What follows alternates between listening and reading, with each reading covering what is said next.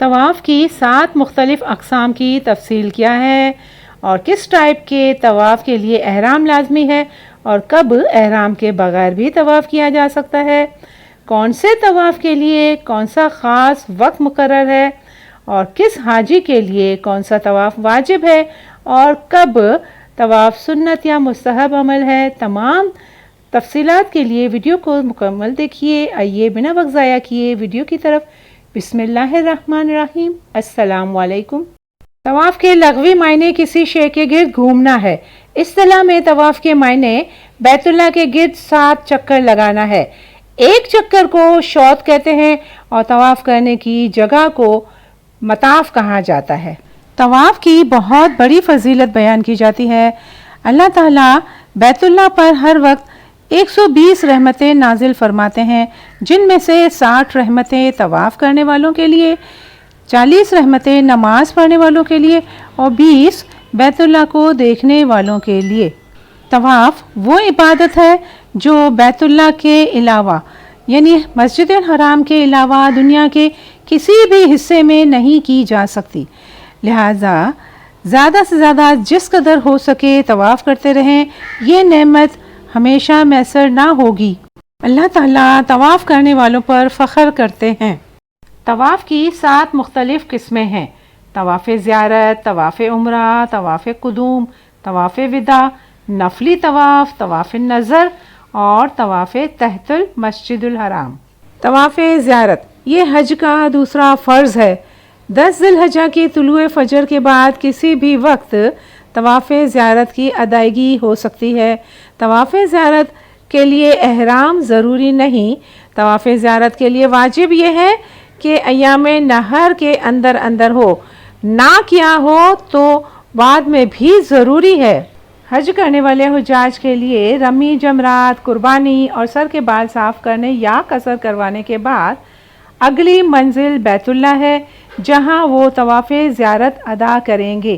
طواف زیارت ادا کرنے کے لیے چاہیں تو غسل کر کے سلے ہوئے کپڑے پہن لیں اور طواف زیارت ادا کریں، یا چاہیں تو احرام کی چادروں میں ہی طواف زیارت کر لیں۔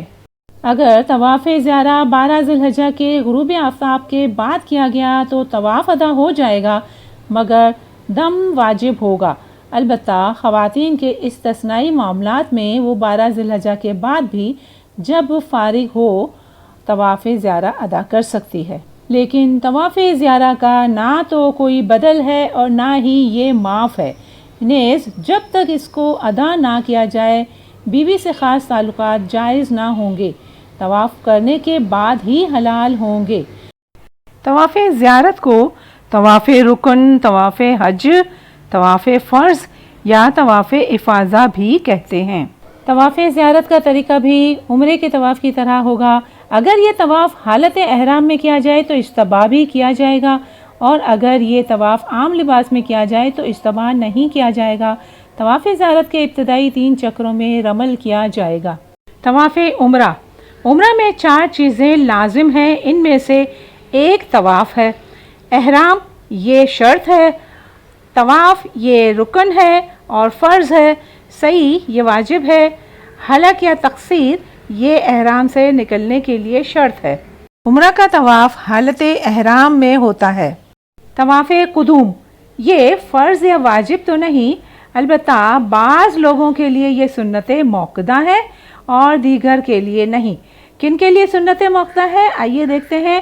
عمرہ پہ جانے والوں کے لیے نہیں، حج تمتع کرنے والوں کے لیے نہیں، غیر آفاقی حج افراد کرنے والوں کے لیے نہیں، آفاق سے حج افراد کرنے والوں کے لیے یہ سنت موقدہ ہے، اور حج قران کرنے والے پر بھی سنت موقدہ ہے۔ طواف قدوم کس وقت ادا کیا جائے گا؟ آفاقی حج افراد والا مکہ مکرمہ پہنچ کر پہلا کام طواف قدوم کرے گا۔ حج قران کرنے والا پہلے عمرہ ادا کرے گا، پھر طواف قدوم کرے گا۔ یہ طواف حالت احرام میں ہوتا ہے۔ طواف وداع یہ عمرہ کرنے والوں کے لیے بھی نہیں، ہل اور مکہ میں رہنے والوں کے لیے بھی نہیں، البتہ میقات کے باہر سے किसी भी किस्म का हज करने वाले के लिए है। इस तवाफ़ का हालत एहराम में होना ज़रूरी नहीं। तवाफ़ विदा को तवाफ़ सदर भी कहते हैं, चूँकि ये आम कपड़ों में भी किया जा सकता है और इसके बाद सही भी नहीं होती, इसलिए इसमें रमल और इज्तिबा भी नहीं किया जाता। नफली तवाफ़। हरम मक्की की सबसे अहम और बड़ी इबादत नफली तवाफ़ है। नफली तवाफ़ का तरीका भी आम तवाफ़ की तरह होता है, मगर इसमें एहराम नहीं पहना जाता, ये आम कपड़ों में होता है। नफली तवाफ़ में भी आम तवाफ़ की तरह 7 चक्कर होते हैं, वज़ू भी शर्त है, टोटल 8 इस्तिलाम होते हैं और तवाफ़ के बाद 2 रकात नफल वाजिब हैं और ज़मज़म पीना सुन्नत है। नफली तवाफ़ के बाद सफ़ा मरवा की सई नहीं करनी होती। नफली तवाफ़ ज़िंदा या मरहुमीन के ईसाले सवाब व रफ़ाए दरजात के लिए भी कर सकते हैं। एक नफली तवाफ़ या नफली उम्रा में कई लोगों हत्ता के पूरी उम्मत मुस्लिमा की नियत भी कर सकते हैं। आफाकी के लिए मक्का मुकर्रमा में नफली तवाफ़ नफली नमाज से अफजल है। इस तवाफ़ के लिए एहराम ज़रूरी नहीं। तवाफ़ नज़र, ये नज़र या मन्नत मानने वाले पर वाजिब होता है। तवाफ़ तहतुल मस्जिदुल हराम, ये मस्जिदुल हराम में दाखिल होने वाले के लिए मुस्तहब है, लेकिन अगर कोई दूसरा तवाफ़ कर लिया तो इसके कायम मुकाम हो जाएगा। तवाफ़ का तरीका। तवाफ़ शुरू करने के लिए मताफ़ में हिजर अस्वद की सीट में आ जाएं, जिसके लिए हिदायती बोर्ड और हरी लाइटें नस्ब हैं। अगर तवाफ़ एहराम की हालत में है तो मर्दों के लिए इज्तिबा भी करना होगा। एहराम की चादर को दाएं कंधे की बगल से निकाल कर बाएं कंधे पर डालना, इस तरह दायां कंधा नंगा हो जाएगा। इसको इज्तिबा कहते हैं। इज्तिबा सिर्फ मर्दों के लिए है और सुन्नत है। सिर्फ उस तवाफ़ में होता है जिसमें एहराम हो और तवाफ़ के बाद सई भी करनी हो। सिर्फ तवाफ़ में किया जाता है, नमाज और सई में नहीं होता।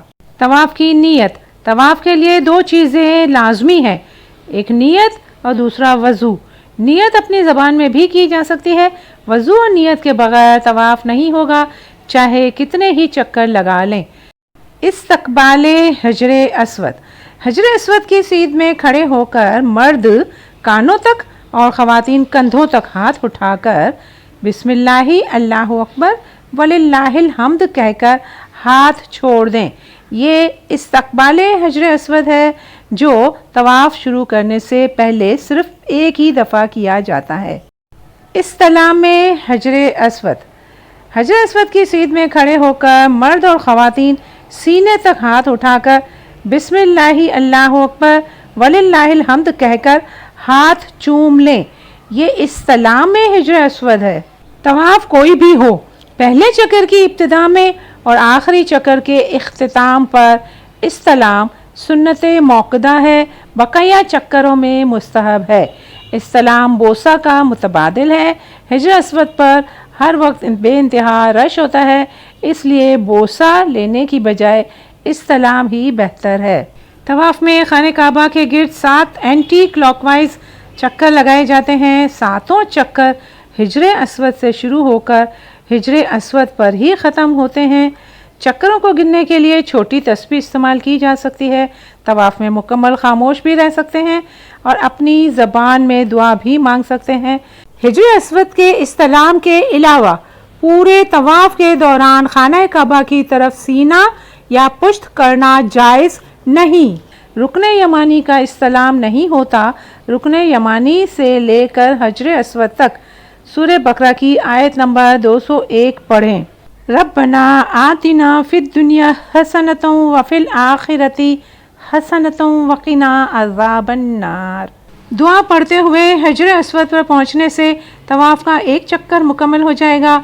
दूसरे चक्कर के लिए फिर इस्तलाम करना होगा और अगला चक्कर शुरू करना होगा। रमल करना। रमल सुन्नत है और सिर्फ मर्दों के लिए है। रमल उस तवाफ़ के शुरू के 3 चक्रों में होता है जिसके बाद सई भी हो। नफली तवाफ़ में रमल नहीं होता और ना ही ख़वातीन के लिए होता है। रमल में अकड़ कर पहलवान की तरह चलना होता है, भागने की ज़रूरत नहीं। तवाफ़ के आखिरी चक्कर में आहिस्ता आहिस्ता मताफ़ के आखिरी सिरे पर आ जाएं। 7 चक्कर मुकम्मल कर लेने के बाद भी हजर अस्वद का इस्तलाम करना होगा। ये तवाफ़ का 8वां इस्तलाम होगा। तवाफ़ के दरमियान में ज़रूरत के तहत वक्फ़ा किया जा सकता है और वहीं से तवाफ़ शुरू किया जा सकता है। नमाज के दौरान तवाफ़ रोककर नमाज अदा करें। हर तवाफ़ के बाद 2 रकात नमाज अदा करना वाजिब है। इन 2 रकातों को मुकाम इब्राहिम के पीछे अदा करना मुस्तहब है। पहली रकात में सूरे काफिरून और दूसरी रकात में सूरे इखलास पढ़ना चाहिए। अगर एहराम की हालत में नहीं है तो मुल्तजिम से चिमटकर दुआ भी मांगी जा सकती है। तवाफ़ ख़त्म करने के बाद खूब जी भरकर आबे ज़मज़म पिएं और अगर सही करनी मकसूद हो तो नवा इस्तलाम करके सही के लिए जाएं। इस नॉलेजफुल वीडियो से अगर आप मुस्तफ़िद हुए हैं तो इसको ज़्यादा से ज़्यादा शेयर करके सवाब जारिया हासिल करने का मौका हरगिज़ हाथ से ना गंवाएं। तवाफ़ के मुतालिक कोई सवाल हो तो ज़रूर कमेंट्स में लिखिए और मज़ीद जिस टॉपिक पर वीडियो देखना चाह रहे हैं उसको भी मेंशन कीजिए कमेंट्स में। वीडियो देखने का बहुत बहुत शुक्रिया। जज़ाकल्लाह।